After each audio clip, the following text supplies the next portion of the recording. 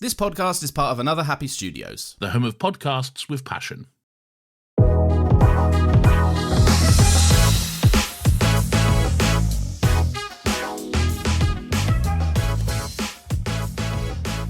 Hello and welcome once again to Talking Pictures Podcast. I'm your host David and joined with me, as always, my co-host Brian. Brian, how are you today? Where were the Beatles songs? There was a Beatles song in there.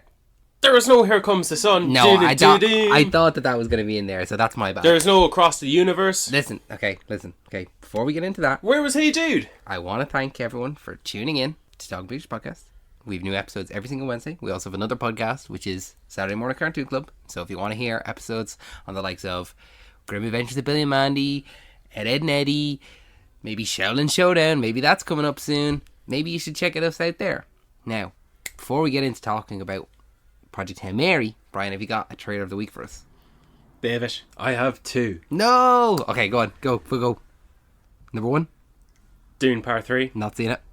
Because I'm avoiding it. I've heard it. It sounds incredible. I'm so excited. So you've no knowledge of the imagery? No. What I did was it came on, or, it released, and I was like, okay, I'm going to listen to this. And what I did was, as I listened to it, I imagined the visuals of Part 2. And I was completely satisfied with that. I was like, okay, if I just imagine the things I've already seen, I'm satisfied because I enjoy those so much that whatever 3 will present to me, I'm excited for that to all be brand new. It feels strange to know that Part 3 is coming in Christmas, December. Like that feels so quick. More quick than 2 to 3 than 1 to 2 was. The anticipation in waiting for Part 2 is the closest thing we'll ever get to what our older siblings or parents were thinking when they were waiting for the Lord of the Rings trilogy. Or at least the Return of the King, or the Two Towers. Yeah. It feels weird that the Part 1 came out 2021, Part 2 came out 2024. And so now with Part 3 coming out 2026, it's at the end of the year, it's like it's the same length of time between all 3. It just feels madly fast-tracked. It does. Like the fact even that Denis Villeneuve is doing it is like crazy. The fact that it's shot and filmed. Yeah. And it's yeah. Yeah, look, there's a listing at the end of the trailer of the cast. Well, I suppose we'll talk about the other trailer that you did watch. Yeah. Spider-Man, Brand New Day. Spider-Man Brand New Day looks great. Is that it? Yeah. That's all you have to say. It looks great. It looks great. I'm excited for it. Well, it looks like they're doing something that I didn't think that they would do in a actual live-action Spider-Man movie. Obviously, probably too cartoonish to it kind of feels off. A little bit too cartoonish, but I do like the fact that this seems much more street level.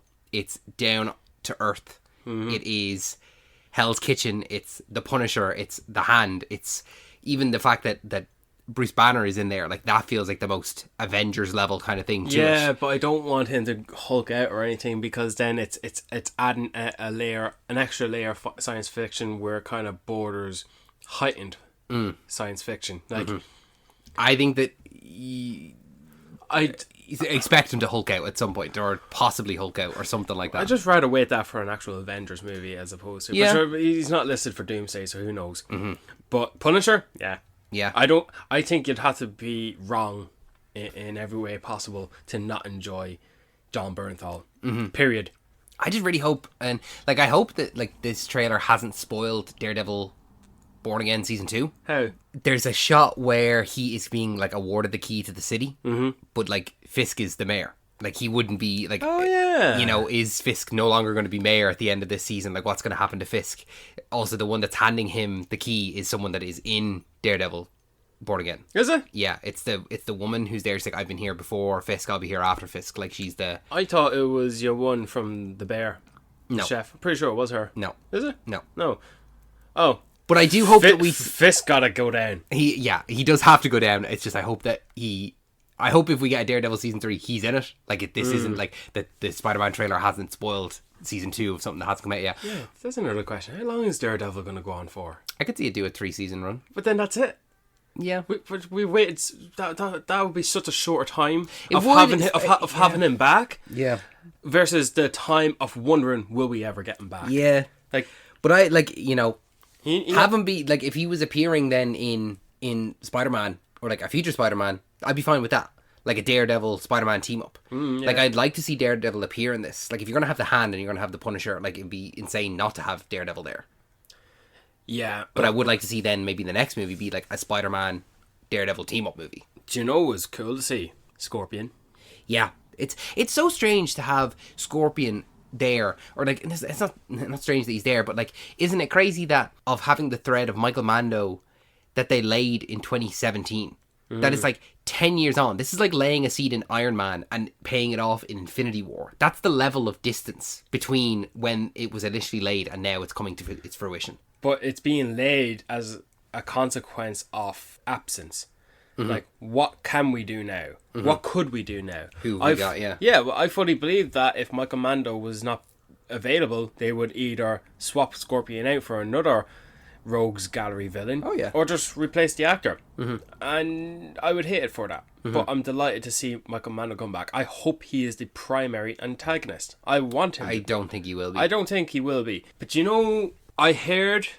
I don't even know if you know this other villain is in this movie, so I don't know if I want to give it away. Tombstone? You know he's in it? Yeah. Oh, good. So I heard Tombstone was in it. I'm looking forward to see the actor portray him, because he voiced him in the Across the Spider-Verse. Sorry, the Into the Spider-Verse.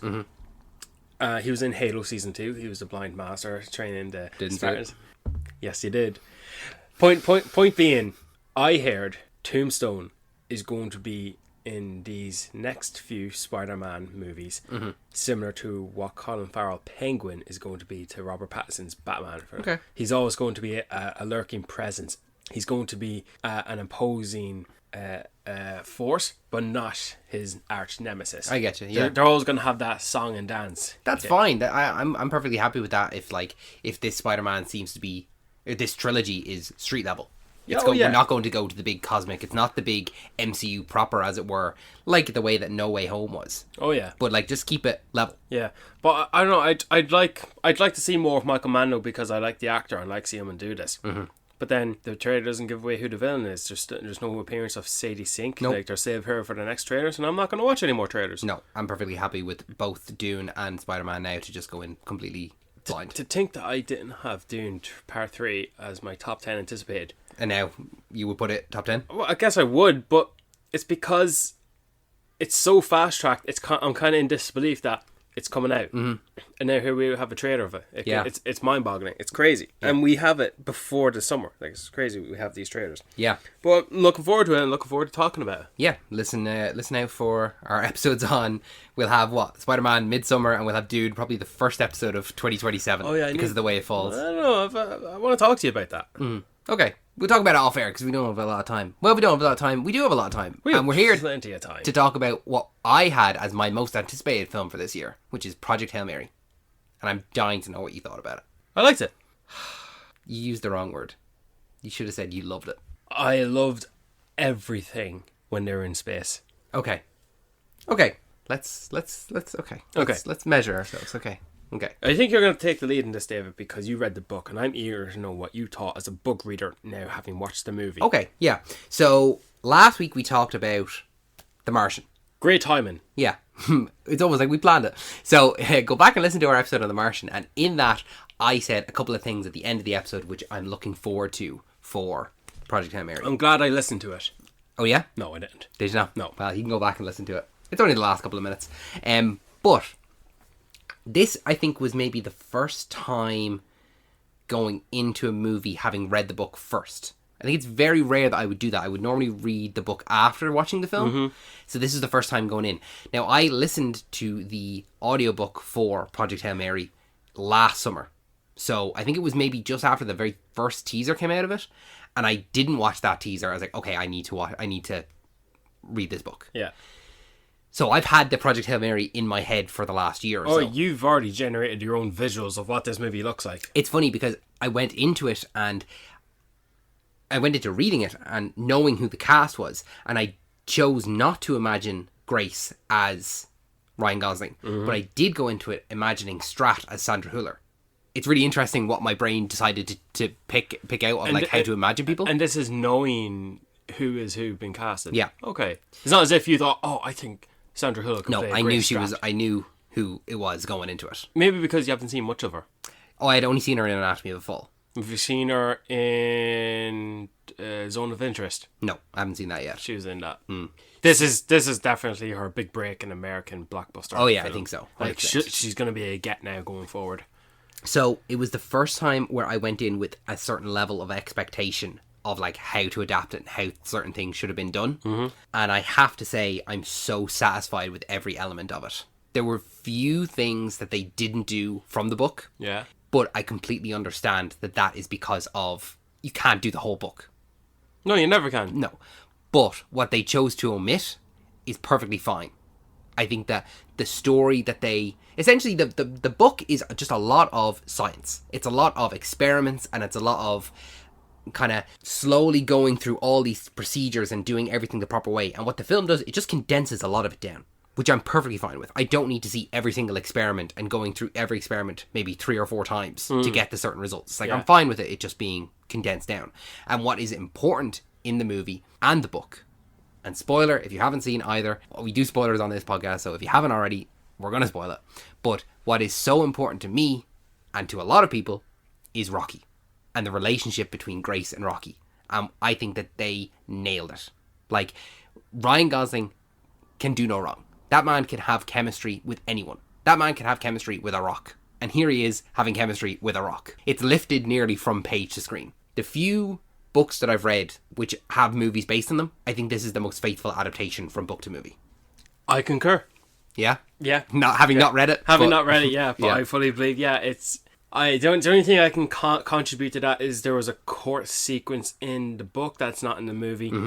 That there is an extended sequence in the book of Grace trying to figure out where he is. Yeah. And that's when he realizes, oh, I'm in a spaceship in space. Yeah. So there's a couple of sequences on Earth, like it's an extended court sequence where like Strat is basically like breaking copyright rules because they need to have every single piece of human knowledge on the Hail Mary. Yeah. Because when the astronauts get there, they don't know what they'll need. So they need to have every single piece of human information possible available. So it's like just a small courtroom scene. Yeah. And there's also a scene where we see really how desperate Earth is getting, where they actually nuke the polar ice caps to have some level of heat so to warm up the Earth a little bit. Yeah. So there are some sequences of that are taken out of the book. Yeah. Which, yeah, they would have been better. Like that would have been a great visual to have. Like that would have been good. But like I completely understand. Like you're cutting down time. You don't need that to be there. Yeah. So you knew this movie was going to be told in 2 narratives, back on Earth and then him in space. Yeah. So I'll tell you what I knew of the movie. Yeah. I knew guy wakes up with amnesia. He knows he's on a space mission, but he doesn't know how he got there or why. Yeah. So like it's like the whole world is counting on this one man, who should be the wisest of all wisest, and then he has amnesia. It's like it's akin to Jason Bourne getting amnesia, not knowing he's a hitman. Yeah. So I also knew he meets a companion, Rocky. That is the extent of it. So you didn't know the cause. You didn't know. I didn't know why the planet and all the stars were dying. I didn't know why this one star was surviving. I didn't know what the cause was. I didn't know really the role Strat was going to have on Earth. I don't know why Grace was chosen to go. I don't know why he got amnesia. I don't know why the 2 crew members he went with died. I actually still don't know really. They died. It's just it was. They kind of say it in the film as well, but it's just not. They don't have it down to a science. Like you put anyone into a coma, they're going to be at risk of dying. Like it's just they just naturally died from being in comas for so long. So there's no plot reason for it. Jesus. It's just it could have been Yao could have woken up. It could have been just him. So there's not a whole lot going on and trying to hedge your bets to make this mission successful. Shit. Yeah, it's a Hail Mary, man.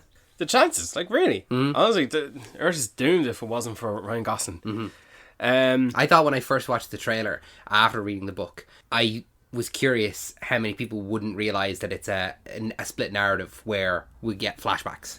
Yeah, well, and I don't know, was that clear within the movie that it was that while Ryan Gosling had the amnesia, when we got those flashbacks, that was his character remembering it. Yeah, so look, I did a bit of digging for myself in anticipation for recording because I'm not a book reader. But this is one of the criticisms I have. These so-called flashbacks that Grace had, where he remembers, oh yeah, because this scene has just happened, I now know what I need to do here. Yeah, that wasn't clear. The link was not connected. Yeah. Honest, And the criticism I have, I didn't feel as though that was a strong... It was only because I knew that that's what it was. And I think that there's an important scene very late in the film that he reacts to his memory of it.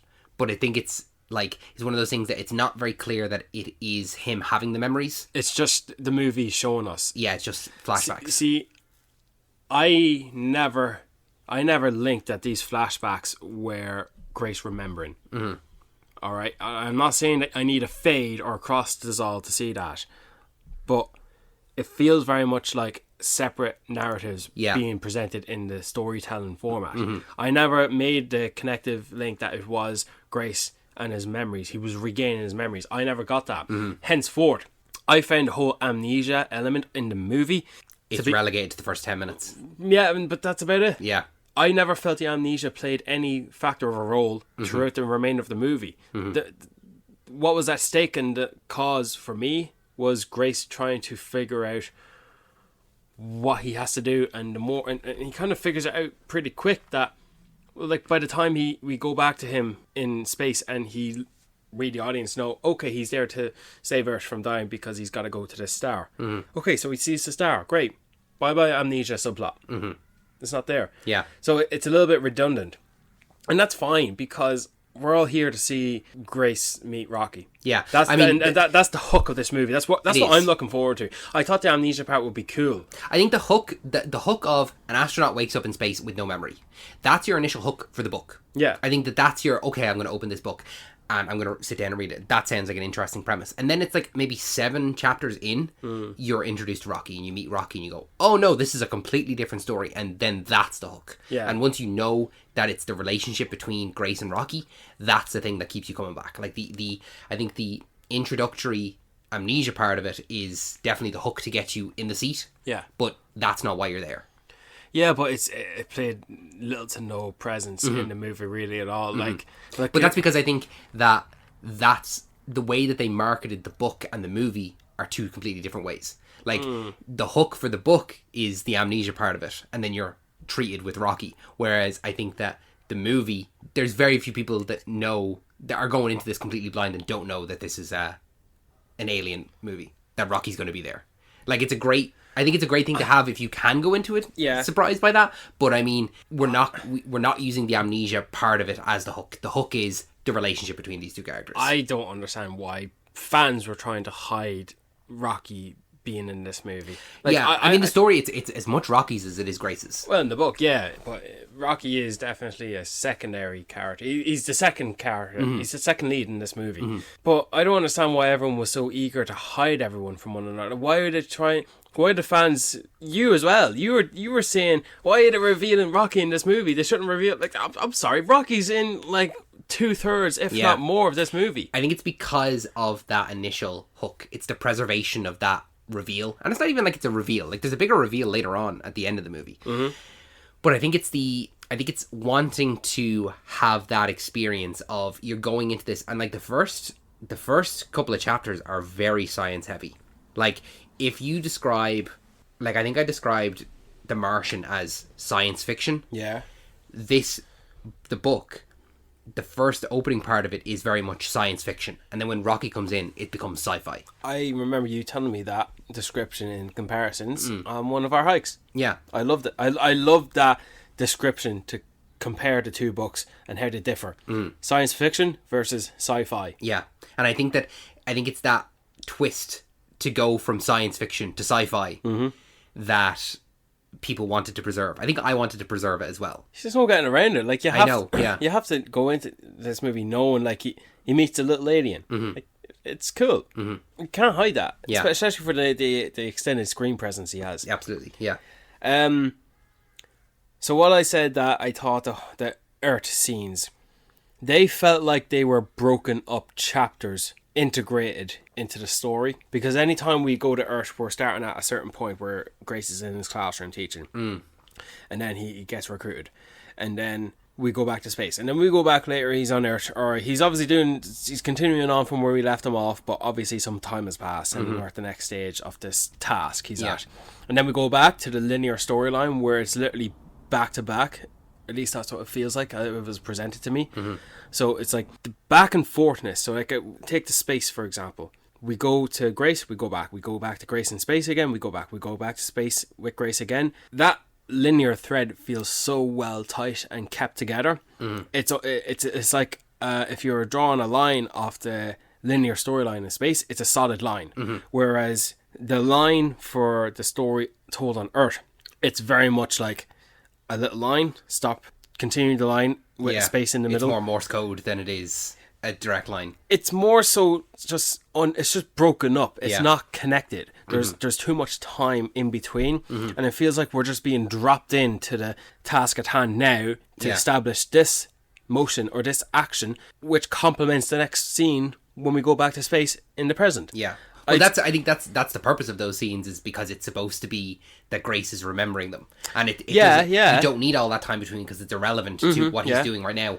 But I still agree with you that it's not very clear that it's him remembering those things. But because they feel broken up, and it's not clear cut, they're meant to be broken up because they're memories, because you're just dropping them into us. You're just showing me these things, whereas I should be just watching the movie, which is in space. I didn't find it interesting. You didn't find the Earth stuff interesting? Well, like, I found it interesting as much as the next guy because I'm still part of the movie. But, like, I'm waiting for the scene to end because I want to know what's happening back there. And I never felt there was a full grip held onto me for the Earth scenes. Okay. And that's very much unfortunate because I know it's very captivating in the book. I can tell. Well, I understood that Strat was supposed to be the holding link, the anchor for the Earth storyline. The thing that had me anchored for the Earth storyline is the fact that I know Grace is up there, but the entire time it's like, oh, these are the 3 astronauts that are going, these are the 3 backups, and it's like, what's going to happen here? How is it that Grace has ended up here? Like, what is going on? And like, because Grace is there the entire time, he's working with Strat, he's all these things are coming together, but like. And so much so that like we're introduced to those 3 astronauts, and you learn about Ilyukna, you learn about Yao, you learn about all the alternates as well. In the book? In the book. And like there's a whole thing about like essentially the guy that Grace replaces. The scientist. He was sleeping with his alternate, another scientist, and they were in the building that died. They shouldn't typically... they were supposed to be They were supposed to be separate. But because they were sleeping together, they were together. And they just happened to be there at the time of the explosion. Oh, so that I don't think that was acknowledged in the movie. No, it wasn't. There was it in the, like they were when they were on the boat when Strat came in and sang the thing. You could see people like flirting together and all this kind of stuff. Yeah, but it's not very much said in the book, or it's not very much said in the movie. But I know what happens at the end, the reveal, the twist. Yeah, would you want to just talk about it now then? Yeah, because we're talking about it. Well, because I have something to say. I wish that happened earlier. You wish that it had happened earlier? Yeah. Why is that now? Because if I'm watching a substantial portion of this movie in space, knowing Grace is there against his will, and if I get to watch the majority of this movie, or even a third of it, or even a third of the space sequence, and I'm always knowing in the back of my head, this is against your will. You did not want this. This was forced on you. You were kidnapped. You were put in a induced coma. And you begged not to be. You pleaded that you are not a hero. And you pleaded that this is not what you wanted. And this is done against your will. And if I watched a certain amount of time of this movie, Space, then I thought it would have been more of an emotional gut punch to Grace as a character.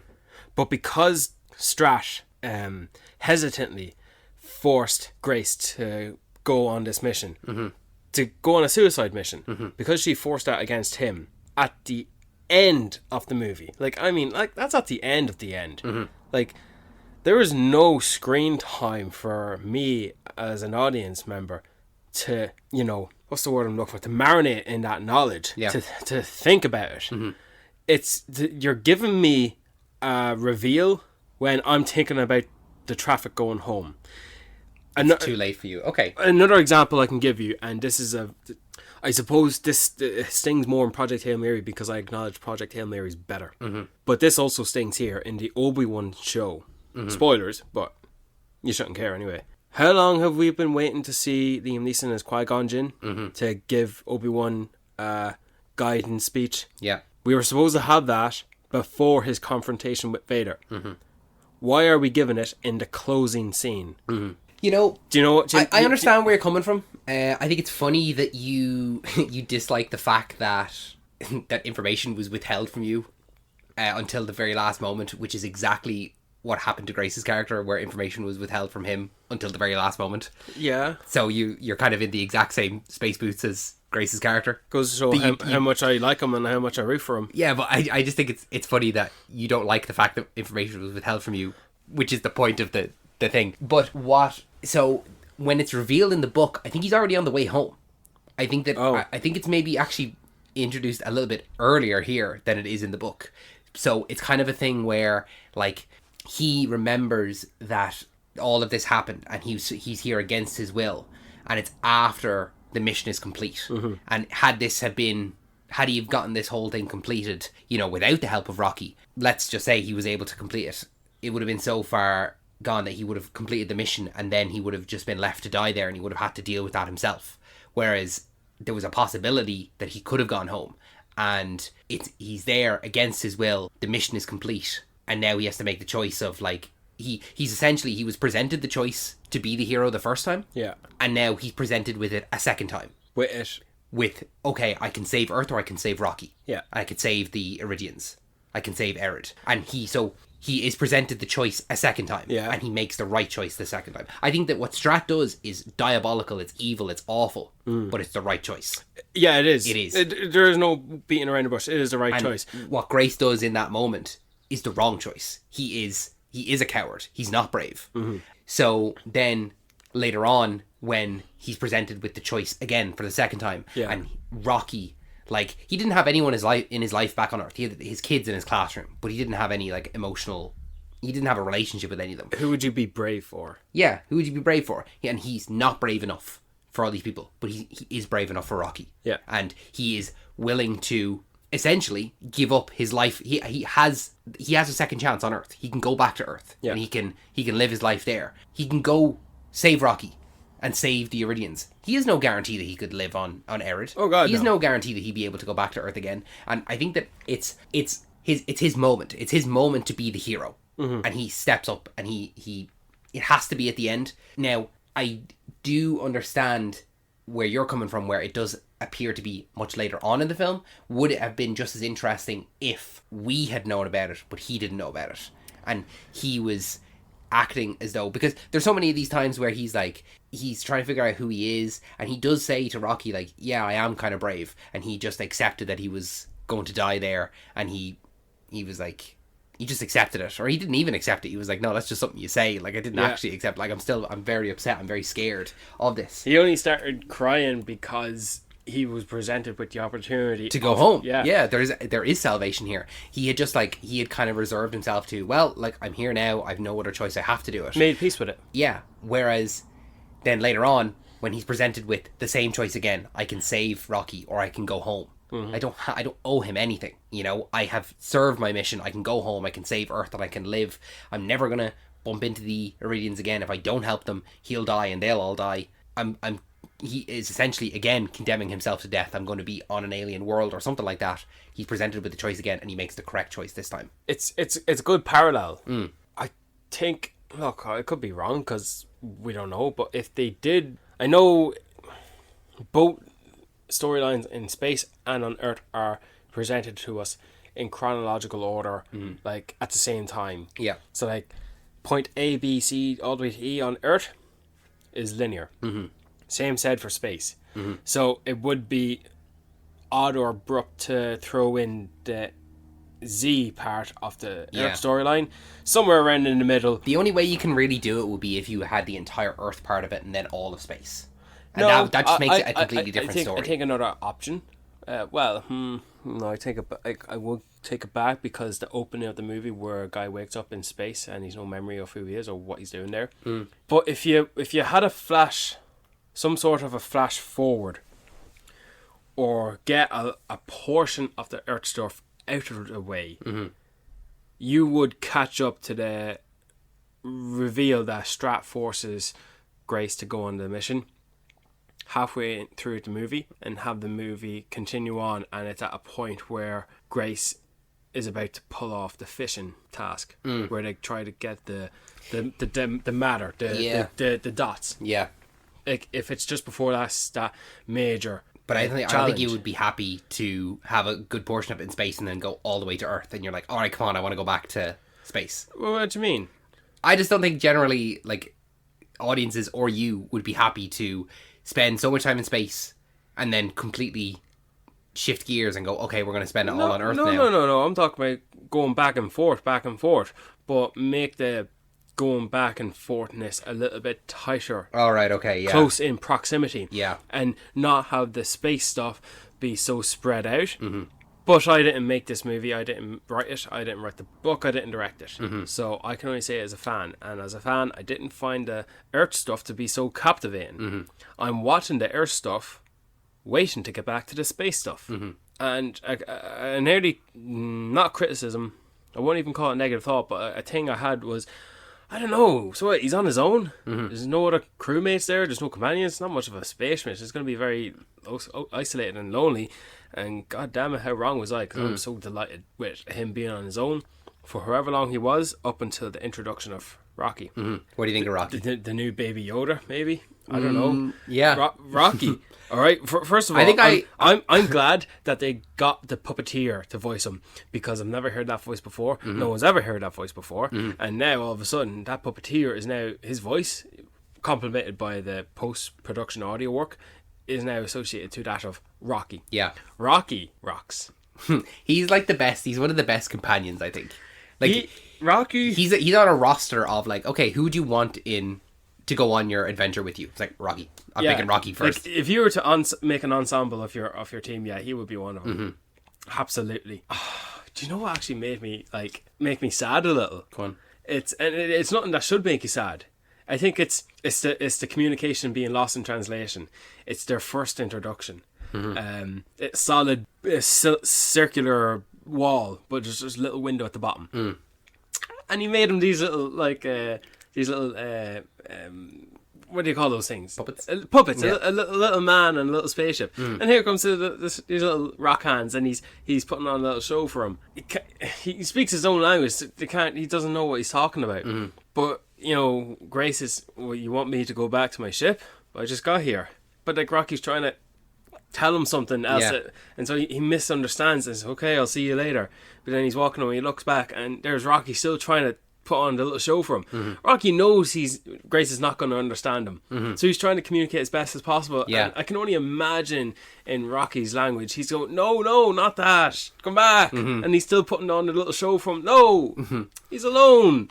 No, he got exactly that. Like when he goes out to the wall. Yeah. You're right, there's that little window. Yeah. There's multiple windows, but Rocky doesn't know what he can see through. He doesn't know he doesn't know how he sees. So he made a wall that was all multiple, I think maybe 12 or 13 windows. Yeah. And each one was made with a different element. And it just so happens that one was the one that he could see through. And that was the one that he came up to. So Rocky knows, okay, he can see through this one. Rocky is a genius. That's the thing. That's book stuff. That's, you know, like if you go and watch it again, you'll see it, that there are multiple windows. Like he goes up to one that's red initially and he can't see through it. Grace. Grace can see through it. He can't see through it. No. Like Rocky, because he uses echolocation, he can see through all of it. But he doesn't know what his like genetic makeup is, or how he sees. He can. Of course, he's going to see through this. Sure, he knows. I know what windows are, doesn't he? Yeah. Okay. It's exactly like how when Grace brings the clock, Rocky can't see that because because it's behind glass. Yeah. Or because it's not raised or anything like that. Yeah, but he does raises them. He raises the exactly. numbers. Yeah. So it's like there's this great like section where, and it goes on for like maybe 20 minutes or so before there's actual kind of dialogue between them, where it's like they're just figuring out. They're just figuring out how to communicate, and that's a good portion of the book as well. Is like them learning how to communicate and how are we gonna do this. And you go from one language that is well, I suppose they're both sound-based languages, but they can't understand each other. It's like we have to go one at a time. We have to use 1, 2, 3, 4, and then like something like Rocky makes the oxygen, like the 8 to O2, you know, the 8 particles. It's like, okay, we have the word for oxygen, and you slowly build a language. Like how I'm sure, you know, when Spanish people, when they went over and they were on the Silk Road, and there were Chinese people there, and I'm sure that they picked up something and they said, this is our word for this, like this is apple, and then they would say a word back, and that you slowly build that. And this just happens to be, we're doing that. These are just voyagers, but they're space voyagers. So I thought it was really interesting, and the fact that they dedicated so much time to it. I heard that it was really condensed in the movie. The communication sequence where they're trying to break that barrier. I heard that it was condensed in the movie compared to the book, for sure. But it's still 20 minutes. Yeah, it's still like I still feel as though it was quite a long time in the movie. I still don't understand how, after the slow progress they were making, all of a sudden Grace can just punch in a few words on the laptop. It hears Rocky's vocal cords, whatever you want to call them. Mm-hmm. Oh, that just comes through. You slowly build a database.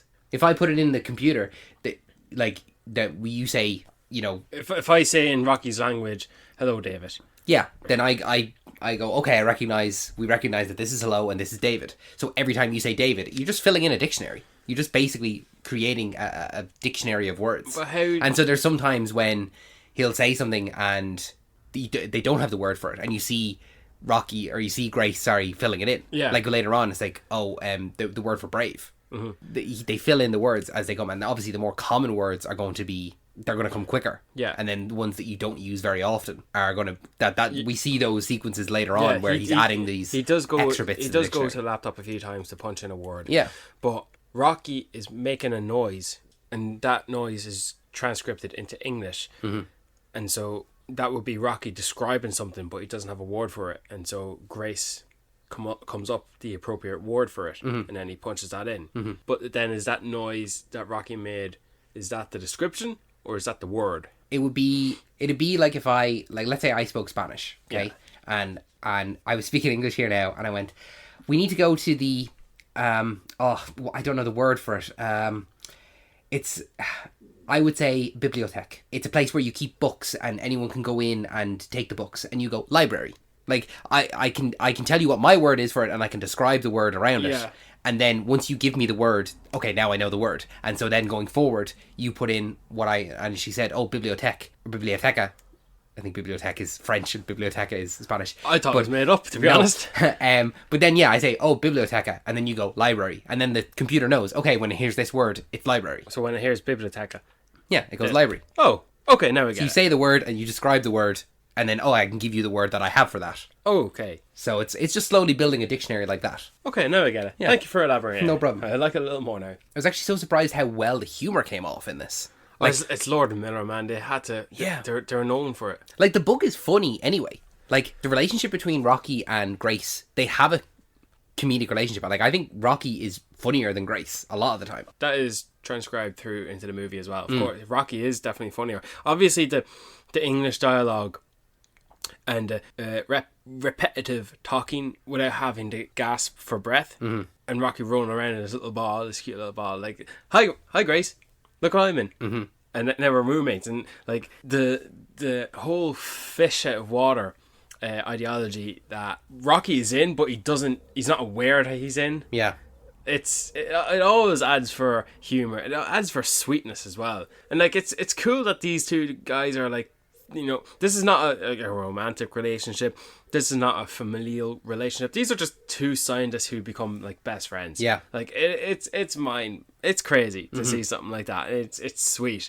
Like, the whole world's falling in love with Rocky right now. Yeah. And deservedly so. Like, he is the best character. Like, I think in the book, sometimes Grace can be a little bit of a dickhead to him. Really? Yeah, he can just be a little bit, like, too sarcastic, or can be, I think, a little bit annoyed by him. Like, there is that small sequence. Or not even taking him seriously. Yeah, there's that small sequence in it where he's talking to the camera and he's like, I need a break. Like, Rocky's getting on my nerves. And, like, that's a lot of the book sometimes. Rocky can get on his nerves. Yeah. But... I mean, I'm just glad that people are getting to meet and love Rocky as much. And the fact that he's done justice. The fact that he is as lovable in the movie as he is in the book. You told me not to watch the latest trailer. Yeah, and did you? No. Okay, good. Why? Because it's revealed in that trailer that Rocky goes into the Hail Mary.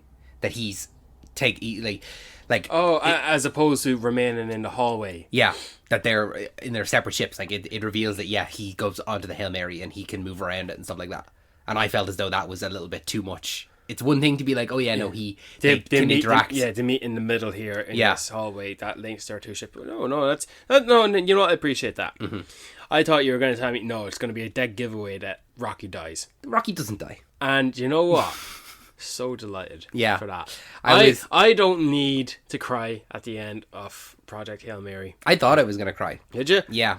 The ending to me is perfect, and I was really afraid they weren't going to do it because... Are you talking about the ending? I'm talking the ending, which we'll talk about later. Mm-hmm. But yeah, like that sequence where they are going and spinning through space after there's an issue with the fuel tank, and it's spinning out, and the G-force, Grace cannot flip the switch to get the centrifuge going. The chair's absolutely wedged his head against the wall. It's a scary moment. It's scary in the book as well. You're like, oh my god, what is happening here? And the fact that then Rocky gets out of his ball and goes and saves Grace, you're like, no, Rocky, you can't, no, please. It's like, genuinely, they cannot survive in each other's atmospheres. It's Rocky is from a planet, he's from Erid, where I think the temperature is like 300 degrees. It's like a lava planet, essentially. And there's like sulfur and ammonia and all this kind of stuff in his ship. And then the Hail Mary is just too cold for him. Like, Rocky, if he gets out, he freezes. Whereas if Grace were to go into his ship, into the Blip A, he would burn to death. He would combust, like, it's so hot. So they come from two completely different environments. So to have Rocky get out of his ball to save Grace, he's making, for him, the ultimate sacrifice, because we don't know. Like, there's a long portion of the book, it feels like a long portion in the movie as well, where Rocky is just dead on the ground. There's nothing that he can do. There's nothing. He's not moving. Grace can't save him. He doesn't know. He can't help him at all. So he just has to sit there and wait. And that's in the book as well. It's in the book. Yeah, absolutely. It's longer and... Longer? Yeah. There's a long time in that movie where I'm going, there's no way that this movie is going to have us watch this man who's made best friends with a rock alien, who saved his life, and he's talking to him about how successful they were. They weren't successful in the book. Sorry. So that's the difference. Oh, They are successful, but Rocky wakes up. Mm-hmm. And you go through all those experiments. Mm-hmm. Like, it's super condensed within the movie that Rocky wakes up and it's all done. Whereas in the book, he wakes up and they're still in the middle of the tests. And they are breeding the Talmiba. They're breeding the Talmiba for weeks. Like, that's one thing I don't know if that came across in the movie as well. Is like, this takes place over months. Well, this isn't like a week. This is months of time. I got the idea this is over across a period of time. Okay, yeah. It's over a long time. I didn't need a jump cut like The Martian did to showcase the passing of time. I didn't need that in this movie. I thought that was well communicated. Yeah, okay, good. Because, yeah, they go through and, like, when they're breeding the Talmiba they're basically breeding it to survive with different levels of nitrogen. Yeah. So that it can survive on Venus and it can survive on Erid. And so they go up 1%. And they complete that and they go up 1%. And they're like trying to get it to like 40%. Like, they have to go through like every single stage, like slowly. Yeah. And it's completely condensed within the movie that by the time Rocky wakes up, it's done. Which is fine. Like, there's it's just like I said earlier, it's just your condensing experiments. Well, like, the entire time, like, I'm not even thinking about the plan, the mission, why they're really there. I'm thinking about Rocky waking up and he's not waking up. Like, how scary is that? Like, the amount of optimism Grace would have needed to just talk to Rocky and watch him sleep. And he's just got to tell himself that, no, he's just asleep. He'll wake up when he's ready. Yeah. But then it does get to the point, but I need you to wake up. Like, you've no control on that. You've no control on waking Rocky up. He wakes up. There's nothing he can do to check his vital signs or anything like that. Like, he's rock. Like, there's nothing he can do to help him at all. It's like, just, he has to have this like blind trust or this blind faith that he will wake up. And he takes on that part of Rocky's culture where, like, it's so important for Rocky and the Iridians to watch each other sleep. Yeah, because they're not able to wake up themselves if disaster were to strike. They go into a complete paralysis. I found it very adorable that Grace, he fed into, Rocky's puppy dog eyes, no one to watch Rocky sleep, and so no one to watch Grace sleep, and so it looks like that Rocky made this little like archway for Grace to slip in and lie in, and Rocky was going to watch him. Mm-hmm. That was a good choice. I don't know if that's in the book. But it is. Yeah, that's a great choice. Yeah, there's so much Lord and Miller did so well in executing this movie, but Jesus Christ, are the fans giving Andy Weir the praise he's deserved? Oh yeah, I think so. Like, I mean, Andy Weir comes from a background of like working. I think he worked at NASA, but like he's a science nerd as well. Mm-hmm. But he works like in I don't even know what it is he works in. Like, I could say telecommunications, I could say star sighting, I don't know. Yeah. But he has a background that one might place a science fiction character. Yeah. Well, I mean, like, this book came out, what, 2020? 2021? Like, it's a beloved book and it's only out 5 years. And, like, that's why I think... How fast-tracked it was to get a movie. That goes to show you, and you know the way earlier you were like, why is everyone so desperate to conceal Rocky? It's like, because everyone loves the book so much and they want to preserve that surprise or that reveal that Rocky is there, and like, they want to hold on to this character. They don't want people to be spoiled of it. So I think that like, is Andy Weir getting the credit? Absolutely. I think that the fact that so many people were trying to conceal Rocky goes to the credit of how good his character is, that readers want people to experience Rocky as a whole and for themselves, as opposed to it being just told to them. You know, that kind of way? But we're not book readers. We're not... I think you should read it. I genuinely think... I'm not gonna lie. Watching this movie, with the knowledge of who Andy Weir is, of how beloved the Martian book and Project Hail Mary book is, I think I would now do the unpopular thing. And I would read his third and only book, which was released in between the two. His least popular book, even. Well, Brian. Artemis. I have read Artemis. When? In the week that we've had between The Martian and Project Hail Mary, I have listened to Artemis, actually. So. You've listened? Yeah. Yeah. It finished, like, you're done? Done. How long is it? Not that long. It's fine. I went for a couple of walks and listened to it. Oh. So, in last week's episode, I said I'll probably listen to Project Hail Mary by the time that this episode has come out. In actual fact, I actually listened to Artemis instead. Artemis came out after The Martian and before Project Hail Mary, so it's his second book. And I know for a fact Lord and Miller were attached to make that into a movie prior to shifting gears. They're right. They should have. They made the right decision to shift it, because the Artemis is nothing like the other two. I think they are so different. How would you describe Artemis then? Just briefly? I would because if there is a book from Andy Weir I would read, it would be Artemis, and that's mostly because I haven't seen the movie. I would say that Artemis because there's no movie is a sci-fi thriller crime. Okay. And it's like the main difference between, like, well, not the main difference, but like a big difference between all three of the books is Artemis is not a solitary character. It's a cast of characters. Also, one thing I didn't really like about it was the fact that this is gonna sound wrong because of the way I phrased it initially. The main character is a woman, and I don't have a problem with that. What I have a problem with is the fact that there's a lot of sexual jokes and references made about her, and I feel as though that's only because she is a woman. Like, a lot of the other characters are making these when, like, it's not really relevant to the story, but there's some elements to it that are like this isn't necessary at all. Like, the sexualization of this character, it's only because she's a woman. Like, we're not sexualizing Mark Watney, we're not sexualizing Ryland Grace. It's only because she's a woman. What's her name? You remember the other two guys' names, and they have cool, distinct names. Her name is Jazz. Jazz what? It's Jasmine Jazz something. I don't know. I have to look up her second name. Let me think. Yeah, you know. Bashara. Bashar. Yeah. Okay. She's Muslim. She's Muslim. Yeah. Okay. Cool. I wonder who they'll get to play her. So it was Rosario Dawson who narrated it, which was great. But the character is like in her mid-20s, so she's a little bit too old for that character. Right. I imagined it as Priyanka Chopra Jonas. Who's Priyanka Chopra Jonas? She is married to Nick Jonas. Oh, okay. I imagine... this is me who's not even read the book. You don't know the character at all. There's no movie made whatsoever. I imagine you're one from The Last of Us Season 2 who gets beaten by a lead pipe. Yeah, by Ellie. Yeah. She's also going to be starring in Naughty Dog's new game, Intergalactic. The Heretic Prophet. Such a title. Jesus Christ. Anyway, back to Project Hail Mary. What I would recommend to you is I would listen to Project Hail Mary. Because, okay, the argument can be made, should I read it or should I listen to it? I think that when you're introduced to Rocky, the fact it's an audiobook really, really shines through because of the way that they do Rocky's voice. Because they filter his voice and it sounds musical. And it sounds like his whole vocal cords are supposed to be done in like there's a more musicality to it, and it's more like you can't differentiate the words.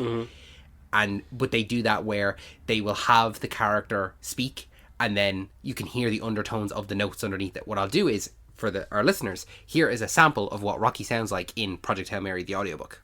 On Earth, we have a scary, deadly creature called a spider. You look like one of those, just so you know. Good, proud, I am scary space monster. You are leaky space blob.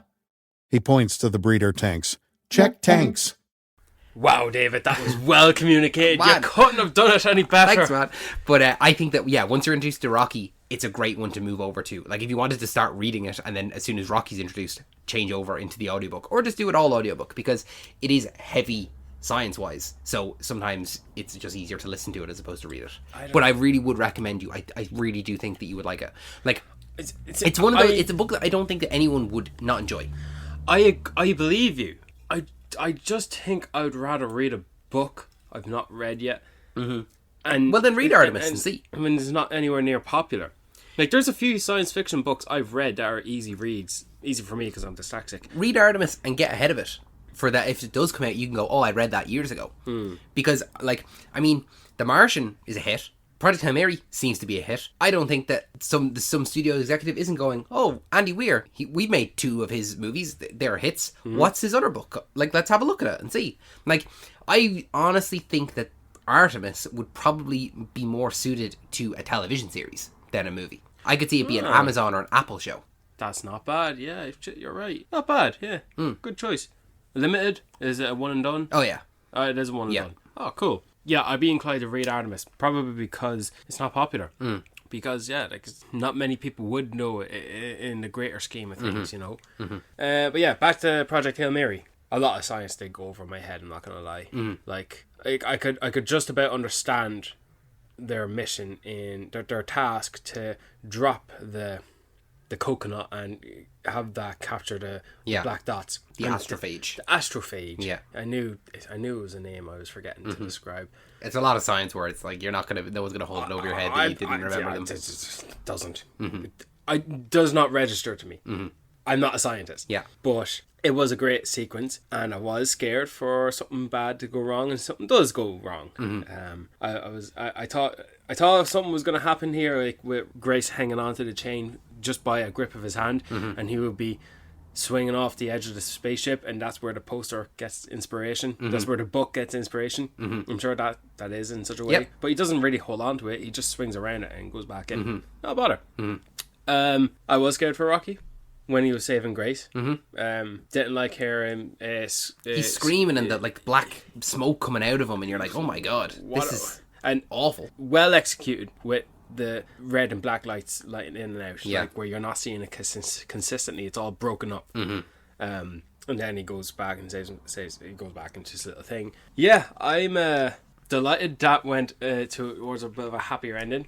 And then after Grace says, we're successful. We have identified why this planet is able to stay alive, because the life forms on this planet created this, which is blocking the black goo to drink the sun. Yeah. Well, basically what's happening is the astrophage, which is the black goo. Yeah. They go to the sun. Yeah. And then once they are full of energy, they go back to the planet and they get the carbon. And once they have the carbon, they multiply. And what was happening was Talceti was the only sun that was unaffected by this. And it was because the planet that they were going to had a predator that was eating the astrophage. So it would go to Talceti, and then go back to the planet, to Adrian. Yeah. And then the predators on Adrian were eating half of them. So there was no overpopulation of astrophage. Whereas in our solar system, it was going to Venus and then to the sun, and it was just multiplying and multiplying and multiplying, but there was nothing to stop it. So that's what was dimming the sun. Oh, I get it a little more now. Yeah, because not a lot registered to me. That's why I need a lot of visuals. See, the thing is that like there's a lot of science in it, and I think that what the movie does well is that you understand. Yes, there's a lot of science going on. Yes, I don't understand exactly what the science is, but I know generally what is happening. You know, you're right. Like you said there, like I didn't understand quite, but I did know that they solved it. They found something in there. Well, the uplifting musical cues and the smiling faces would kind of make me think, oh, yes, they must be happy-go-lucky now. The funny to think that it's not until towards this part of the movie where Grace has never been on Rocky's ship. And when he doesn't go on the ship in the book. Does he not? No, it's fully. He never goes in it. What a waste. So you're delighted to see that then, to see how are they going to... Yeah, because I was like, what does his ship look like? Like I had to imagine it myself, like the way that it is in the movie. The exterior. The exterior, I did not imagine that at all. What was it? I imagined it as like a giant triangle. I think I kind of imagined it like, I think there's in Dune, in the first one, there's like a giant kind of ship that was like a triangle. I kind of imagined it like that, like a huge black void. Like it's much more in this one. It's kind of nearly like the inside of a piano, where like it was like full of piano strings, and you could like the vibrations, you could do that. Like that's how I kind of describe it in this movie. Yeah. But it was completely different to how I imagined it when I was listening to it. It's funny to see Rocky just like run with his three legs on one side and 2 legs in the other. It's just funny to see him run there, and he's showing them around. He's so excited, yeah. Yeah, he's like Boo at the end of Monsters Inc. He's like, oh, have you seen this? Like, I've been in your world, yeah, but like here's mine. Like, see this. It's great. Here's Jesse. Here's Finding Nemo. His blind innocence to everything is just so sweet. What do you think of the visuals? With the space where one scene, one frame, it's pink, and then all of a sudden it's green. Yeah, how the hell did they do that with a blue or green screen? I don't know, man. I thought that the whole Petrova line sequence was fantastic when he was out there collecting. Yeah, do you know, when it comes to like every year you have your few major blockbusters, that franchise or otherwise, you gotta have a good sequence where the music is gonna take over everything, and it's gonna be all action, and it's gonna be one to enthrall your fans, audience, to just watch the visuals and feel some goosebumps. Yeah, that. Well, that's a separate. Now, the Petrova one is when they're out when he's initially collecting the thing and it all goes pink. But when they're going down, the action sequence of the film is when they have the chain going down, and then he goes out onto the thing to collect it. I don't know the difference. The Petrova is when he goes out and he's just initially collecting samples, and when he's like just floating there, and he does like a couple of spins, and then Rocky's like, what's going on? He's like, I'm just having a moment, like I'm just... Oh no, I'm talking about the action sequence. Yeah, the action sequence later on. Like, we're talking about two completely different sequences then. Yeah, Petrova, you tell me what's Petrova. Is that the red line? The Petrova is the red line. Yeah, that's probably the only science related thing I can remember. That's about it. Astrophage, I remember that because you reminded me. Yeah. Anything else is like... Talmiba? That's the name of the... No, they named the planet. So there's a planet that they name Adrian, but then there's a star. The star is Talseti. Yeah. The planet is Adrian. Yeah. Named after Rocky's mate. Yeah. Adrian. Yeah. There's Astrophage. The black goo. There's Talmiba. What's Talmiba? Talmiba is the astrophage predator. That's what they collect in the... Do you want me to get a pen and paper and start writing this down? Like it's a lot already for me to retain. Iridia. What's it? I know Iridia. Yeah. It's the planet. Yeah. It's Rocky's planet. The Iridians. The Iridians, yeah. Rocky. Yeah. Yeah. There's humans. There's Earth. No way. There's a lot of science, like, and you know what? To be honest with you, there was some points in it where, like, I went in, like, obviously I listened to it a year ago, like I said. Yeah. When I sat down, there was a few bits I didn't remember, like name wise, but as soon as it happened, I was like, oh yeah, I know what that is, 100%, like straight away. Like I think when I saw Iridia, I was like, oh yeah, it's Iridia, and then I was like, Talmiba. Like, you know, I was kind of the synapses in my brain started firing off, like, oh yeah, that name. The what? The synapses in my brain. Synapses. Yeah. What's synapses? Science word, don't worry about it. Can we just like write a bunch of words on the wall and just have a little description? We're building your dictionary for you. My vocabulary is very limited. But I mean, for a movie that's so science orientated, to have only one real action sequence, but I'm perfectly satisfied with only having one action sequence. Like I don't need an action sequence at all. But the fact that we have that in it is great. See, it's not just that I won't even call action sequence. Yeah, but like what I'm looking at is, do you have music playing in here? Do you have a score playing here that is going to give me goosebumps on a 3-hour journey we're going to have later on that I can listen in the car, because that's what I look for in those type of sequences. I get a lot of them from other movies there, all across the time I've been alive, and I would try my best to save them and go back to listen to them. And will this be one? This could be one. Yeah, Yeah. I have to listen to it again. I think I'm on the opposite end of the spectrum here with you, where I love an action sequence like that where it does have the score and these goosebump moments, but when it goes dead silent. And there was a few instances here where they cut out all sound, all music. We're in space, it's dead quiet, and we are in a fully packed theater and cannot hear. You could hear a pin drop. You cannot hear a single person. The last time where I remember that happening was in episode 8 of Star Wars. I remember, yeah. When with the Hondo maneuver. Was it the Hondo maneuver? I don't know what it is. No, but when they blast one ship into the other. I just remember, good job, Ryan Johnson. Yeah. And it was like, oh my god, I can hear a pin drop, and this is a full theater. That's a mega Titanic ton job that was done. Whereas in Project Hail Mary, it's literally the main character getting shoved against two pieces of equipment. But it's an extent. It's like nearly 30 seconds of silence because you're kind of grasping like Grace is trying to figure out what do I do. Rocky's trying to figure out what do I do, and then you're kind of sitting there going, what do they do? Like, there is no apparent solution to this. Like, they're just spinning and spinning, and like we know that in space, if you're spinning, unless you have something to counter that, you're going to continue spinning forever. That's it. It's like just going to be perpetual movement. There's nothing to stop you. There's nothing to slow you down. I was never going to look forward to how are they going to say goodbye. You know, like think about it, like a journey you're after going on, meeting an extraterrestrial being, and he's your best friend, and now You're never going to see each other again. well, yeah, you're going back home, and he's going back home. How are you going to execute this goodbye by A, in a movie execution format, and B, as if you are the person saying goodbye to this best friend who's after saving your life? Yeah. All right. Grace couldn't have done this without Rocky.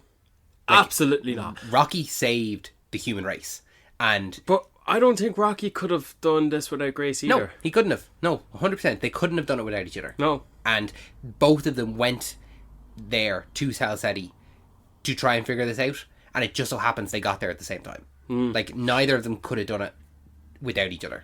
Two things I want to bring up before talking about the ending, the goodbye, and then do I make this choice to go back. One is, first of all, funny introduction sequence of Rocky where Grace sees there's a ship over there, and Yes. and it starts following them, and then this is like if you were to make a collage of Lord and Miller type of humor. 100%. Yeah. It's this Grace trying to fly away from the ship, and the Rocky ship just follows them. Yeah. And then there's like one little bit they cut to two ships next to each other. Grace tries to maneuver. He's going to accelerate. Yeah, 3 beats away, and then this is like you can hear like the a sound of space, but there's no sound at all. And then in silence, I'm motioning. Yeah. I'm motioning. You can't hear it on the podcast either. No, but yeah, it's like a thruster almost like Yeah. and then here's the blip A going like I'm gonna mirror exactly what you do. Yeah, near perfectly. Like I've got the calculations down to a T. Yeah. It's classic humor. This is great. I love that type of humor from Lord and Miller. It's kind of funny to think that this is their first live action movie they directed since 22 Jump Street. Really? Yeah. I mean, they were kicked off of Solo, which is crazy. I heard it was bad. Yeah, you still know, yeah. But like, I mean, But like they directed the Lego movie in 2014, same year as 22 Jump Street. yeah. And then they've gone on to do both Spider-Verse films. But they didn't direct them. Lord and Miller did not direct Into the Spider-Verse or Across the Spider-Verse. They produced them. Okay. Trust me, I'm looking at it right here. Yeah, okay, yeah. I've always known they never directed the second one. They're spearheading the franchise as if they're showrunners, but they're not directors. They're probably getting more creative directors to pull off that extensive, exhaustive animation style. They probably can't do that. But hey, they directed Cloudy with Chance of Meatballs, and like honestly, Lord and Miller look like pioneers for our generation. They look like they are barrier breaking.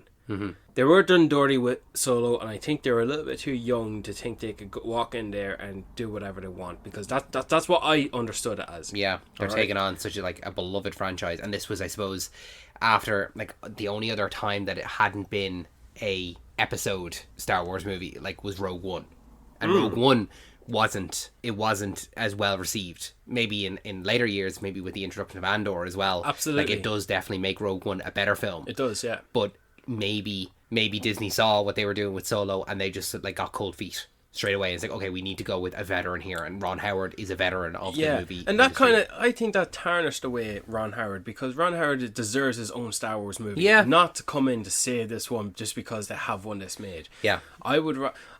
Lord and Miller, right? I thought they broke a barrier with the Lego movie. Mm-hmm. I really thought they did. Oh yeah, the Lego movie was completely changed, I think, the way that animation has been going forward since then. And I think it also lends itself to the kind of storytelling they can tell. Like it can feel like out of place or random. Like, we've never seen this before. You're seeing a Lego Batman movie in a time where Batman is a highly prestiged comic book hero on screen, where for the next decade this actor is Batman, and here all of a sudden you have this Lego Batman version of it. Yeah. That's one element too many. That's one element not enough as to why the Lego movie was good. And here they are finally. I'm asking myself, what are you doing that you're telling me that you're busy and you're producing no work return? Here you go, here's work return. Yeah. Here's how successful it's been, here's how impactful it is. I think they did such a good job here. I am looking forward to seeing what they do next. And I'm a guy who doesn't really go for the straightforward comedies, but the comedy in here is what I like, and that's why I always say my favorite comedies are the type of comedies where it's not the first genre of the movie. I like comedy in my movies, not comedies. Yeah, I get you. Unless it's got a real good hook to it, you know. Yeah.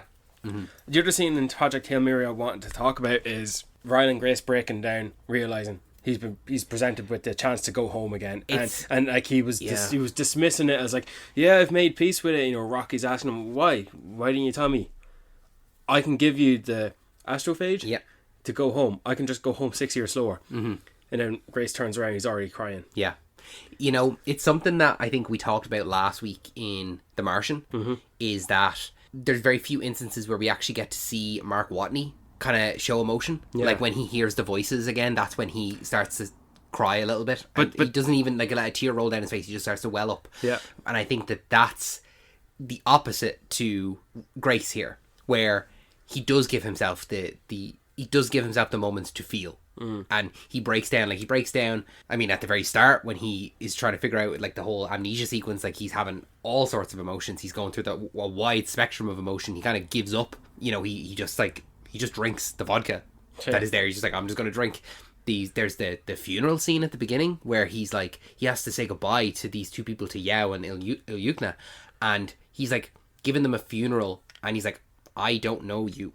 Like, I don't know who you guys are. I don't remember who you are. I can only go off of these pictures that you brought in your personal effects. And he has to give, like, you know, he doesn't have to do it at all, but he still wants to give them some kind of a eulogy. He wants to give them some kind of a goodbye. Yeah. And it's like, it's emotional. And then, yeah, when Rocky offers him the astrophage, when he has to say goodbye to Rocky, it's emotional. When he remembers why he's there, because Strat put him here. There's a good few moments throughout where he is allowed to be emotional, and I'm really glad of that. He wasn't the same way that Mark Watney was, where he's comedic over everything, or he's so lighthearted. Because Grace, he is lighthearted and he is making jokes throughout, but like he has an emotional core. Yeah, I think I think I like Grace more than I like Mark Watney because of that. Yeah, it just depends likability in the end. Like, I'd never want to see the two guys come together, because those are two separate worlds. That, like, I don't want this to be like as a spin-off sequel to the events of The Martian did not happen in this world. No, and same vice versa. I'm happy to look at this and like, this is from Andy Weir. I'd like more stories from Andy Weir. Yeah, 100%. In this type of vein. Like, I don't want him to veer off and do like a comedy or a musical. Like, I want him to stay in the realm of science fiction. Yeah, because that's what I associate you to. Yeah, I would look forward to seeing what he says. He's writing a new book. Cool. And it's day not one. I'll be there. It's not a spin-off. It's not a sequel or anything like that. It's a new standalone story altogether. I can't wait. Like, first book set in Mars, second book set in the moon, third book set in the expanse of space in another solar system. Yep. Am I right in saying that? Jesus. Where's next? Different dimension, alternate dimension. Maybe. Go big or go home. The final scene. What? The final scene. The final scene. Well, first of all, when I'm glad the movie doesn't end with Rocky dying, because Grace realizes that the virus or the astrophage, the Talmiba. Yeah. So essentially, what happens is that the Talmiba that they're breeding, each generation is more resistant to nitrogen. But what he doesn't realize is that because they're breeding it in xenonite containers, that it's also learning how to get through the xenonite. It's slowly and slowly, with each generation, learning how it can move between the atoms of the xenonite. And by the time he realizes that, it's too late. And Rocky, because Rocky, his entire ship is made out of xenonite, so essentially the Talmiba can just go straight for the astrophage in his fuel tanks. And he dies of radiation? He would die of radiation, yeah, because they can't see. It's all like echolocation, like bats. Yeah. They have never experienced radiation before. Because they don't realize that is an element. Like, there's some parts of it that they just haven't experienced, and radiation is one thing that they've never experienced before. Or like the speed of light, they've never seen light before. It's all echolocation. It's all physical. So they've never experienced that, and that's when Grace, like, kind of, he learns from Grace, that kind of stuff. So he would have, there was nothing in his ship that would protect him from the radiation, so he would have died. So the two travel back to Rocky's home planet with Rocky on Grace's spaceship. Oh. How does Rocky... yeah, probably so, yeah. I would say, yeah, it probably goes back on the Hail Mary. See, Grace goes back to save Rocky. Yeah. It's a cut to the next scene. Yeah, they would go back on the Hail Mary. But that's it. It's not a final act of resisting against this astrophage from escaping. Like, it's literally Grace going back to find Rocky, and Rocky's still there, happy to see Grace, which I'm delighted to see. I don't want Grace to go back to and Rocky's find dead Rocky. Yeah, because Rocky's not there to see him. Like, you see the little Rocky crawl in the little hallway. He's so excited to see him get. You're making me fall in love with Rocky again. It's just nice to see that, and yeah, it was actually nice to see Strat again, 20 years older. Not in the book. Not in the book. No. So Grace makes his decision, and he loads up the Beatles with all of the information, and he sends them back, and then he turns around and goes to Rocky. We don't know if the Beatles ever made it to... Well, sorry. No, we do know. We never see any more scenes on Earth. Grace saves Rocky, and then they go to Erid. It's a cut to black, and then they... a time jump, whatever. Yeah. In the book. And they say that they can view Earth, and they see that it's gotten warmer there. He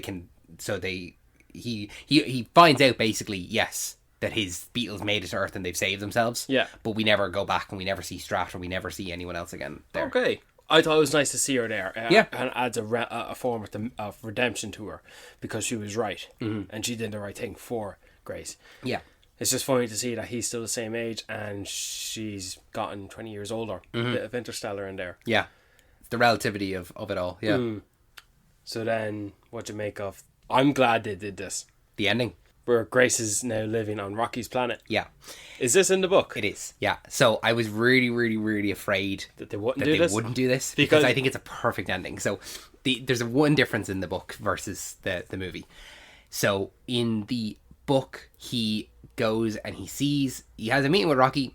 They're chatting away, whatever. Rocky's talking about his home life and all. He's like, oh, I gotta go. I gotta do whatever. I'll see you later. And then Grace goes to his classroom and he's like, all right, sit down, everybody sit down. Now, who can tell me this? And he starts to play the piano. And his piano he's learned to play the piano in like the tune of their language. Yeah. So he teaches via piano. But in the movie, he goes and he sits down and there's obviously some kind of a translator there that'll do it instead. Yeah. That's the only difference, but it doesn't really bother me. What I was so afraid of was that the movie was going to end and he wasn't a teacher. Like, I think that's the most important thing to me, is that it doesn't matter where Grace is that he wants to be a teacher. That's all he ever wanted to be. Is like, I just want to go back to my kids. I want to teach. I want to inspire young minds. That's where he found love, is in the classroom. Yeah, and he gets to do that now, just on a different planet. And I just thought it was great. And yeah, when he gets up there, he's like, who knows the speed of light? And they all shoot up their little claws, and I'm like, yes, I fucking love it. It's great. And they're all excited doing it. All the like little squeals all the little Erids are making, like, and they're climbing on top of each other as well, like a real classroom. It's just a full classroom with 20 little Rockies. Yeah, like, I love it. It's great. It's a perfect ending of like just optimism and happiness, and like you actually reminded me of the ending for The Martian. Yeah. Any questions? Yeah, actually, yeah, that's a good. You're actually, like, you reminded me. Now they have to nail Artemis. Like, Artemis has to end in such a way where it's optimistic like this, or do what you can. But like, The Martian is now a yin to This one's yang. Yeah, like it's amazing. Like the comparisons are near nigh. Some will say I like this more than the other, but then it might ebb and flow back and forth. But yeah, the hopefulness, the optimism, the happiness. Like you're stranded on an entirely different planet in a whole different solar system, and you're the human there on Earth. And even Rocky says like, oh, we've fixed the Hail Mary. Like you can go home. You can go home if you want. And there's this hesitation. He doesn't want to go home. Yeah. He likes it here. He loves Rocky. You know, he loves being a teacher here. To think about in the hands of a different director is a different thing altogether. But like, hey, when you're swinging for the fences, like you know, enjoy it a little bit, make a movie out of it. It's nice to see what we expect to be an accommodating planet that Rocky comes from. Like, this is our guest. We will treat him with respect. You know, they build him a little house there. They build him the house. That whole area there, like I said, he comes from like a lava planet. Like this is all artificial. All of that last sequence that he's in, it's all artificial. I know it's under the dome. Yeah, he's in a dome living there, and everything outside of it would be. I'm almost certain that there's no light there. It's a super dark planet. Right. Yeah, that's why they evolved to have echolocation. Yeah. So like I think it's like a lava planet almost. But he's in some kind of dome where they've created this little world for him. Do you ever think he will go home? No. No? No. I'm happy for him to stay there. I imagine that he would stay there.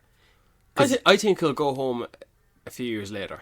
No, because Rocky, he loves Rocky so much, and Rocky's gonna like outlive Grace. Like he's already 100. He's already been with his partner like 100 and something years. Yeah. And it's actually heartbreaking when he says how long have you been with him? It's like 100 and whatever years, and he goes, it's not long enough. I'm like, oh man, my little Rocky. Fuck, I love that guy. This movie's 2.5 hours long. Yeah, it's still not enough. It's not enough. It's funny to think that we've did longer recordings, but yeah. I like this movie, and I think I like it a little bit more after watching it. It's a 4-star for me out of 5. Maybe I need another viewing to bump that up. But for me, it's a 5-star because I've had this world and this story in my head for the last year, and this movie fully did it justice. Like I'm not disappointed really with any major aspects of it. Like I'm satisfied to either listen to, read, or watch the movie. Like any form that this story takes is great, and so I'm like, it's very rare that I think that they nail an adaptation as well as they did this. Best Picture contender for me, yeah, like absolutely. It's one of those things that it's hard to know because it comes out so early in the year. I mean, Sinners did well Oscar wise, but and that came out I think April of last year, March. So it's hard to know. I mean, like I said, you know, there's. The Academy can get it wrong sometimes, so you just don't know. For me, it's the best film I've seen all year. Now, we haven't seen very many films this year, but I think I would be surprised if this isn't in my top 5 of this year, you know? Yeah. Have you got any recommendations before we let these people go? Yeah, I'm going to recommend Taylor Sheridan's new show. Okay. The Madison. Okay. Has it started? Yeah, it started. It's aired its 3 episodes last week, and by last week I mean the week before. Okay. And its final 3 episodes this week. And by this week I mean last week. Maybe Taylor Sheridan. Maybe this will be the first Taylor Sheridan show I watch. Really? I've not watched any of his stuff, even though I know he's so prolific in so many aspects. But then, did he also do Landman? I was thinking about starting Landman as well. Landman's, honestly, start with his shows that have fewer content. Yeah. Landman would be one. I would recommend also The Madison. It's about a show about this wealthy family happily content in New York, and they move their family from New York to the countryside off the Montana. Okay. Where sounds like it's right up his alley. A log cabin in the woods where they appreciate nature. Okay. Starts Kurt Russell. I like Kurt Russell. Michelle Pfeiffer. I like Michelle Pfeiffer. And Patrick Day Adams from Suits is in it. Never watched Suits. Actually, I watched Suits LA, but I didn't watch Suits. All right. I'm going to recommend Invincible. Season 4 just came out. First 3 episodes dropped. I'd say this is coming out Wednesday, so probably episode 4 is out already. Yeah. So yeah, Invincible. It's great. Enjoy it. I'm up to date. Brian, thank you so much for joining me for this episode of Talking Pictures Podcast. Thank you so much for listening. If you enjoyed this episode, make sure to subscribe to us on your favorite podcasting app of choice, and you can follow us on all of our social medias. They're down in the links below. If you haven't already, make sure that you are subscribed to our other podcast, which is Saturday Morning Cartoon Club. We have a new episode of that coming out. I believe it's this weekend as of the recording of this, and we're going to be doing Ed, and Eddie. So make sure, if you haven't already, subscribe to us on that feed, subscribe to us on this feed, follow us on all of our social medias, as I probably already said. This podcast is brought to you by Another Happy Studios, so make sure to check out all the other podcasts in our network. Brian, any final words before we let these people go? We gotta go. Fist my bum. It's not the same.